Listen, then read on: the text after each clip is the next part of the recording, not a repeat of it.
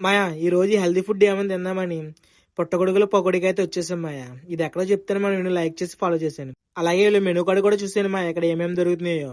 ఇంకా ఇక్కడ కూర్చోడానికి అయితే సిట్టింగ్ ప్లేస్ అయితే కూడా ఉంది.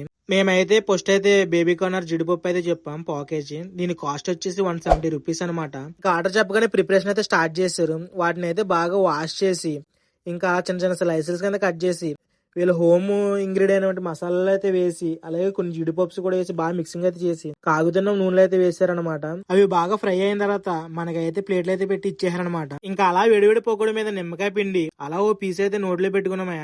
ఇంకా టేస్ట్ అయితే దబ్బుడు దిబ్బుడు అనమాట. సూపర్ టేస్ట్ గా ఉందన్నమాట. మా కొబ్బరికాయ గడ అయితే ఓ పక్క సాస్ బాటిల్ ఒక పక్క పొగడిని అయితే నంచుకుని తినేస్తున్నాడు.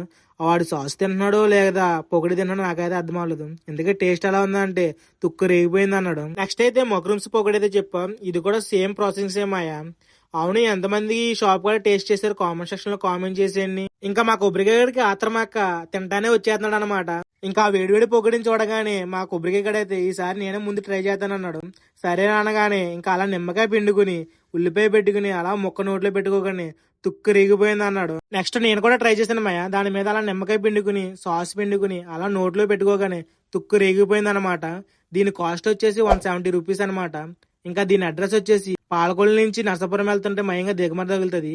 దాని పక్కన బైపాస్ ఉంటది, ఆ పక్కనే ఉంటది అనమాట. ఈ వీడియో నీకు నచ్చినట్లయితే లైక్ చేసి షేర్ చేయమయ్యా. ఇలాంటి వీడియోస్ కోసం మన ఛానల్ సబ్స్క్రైబ్ చేసేయండి.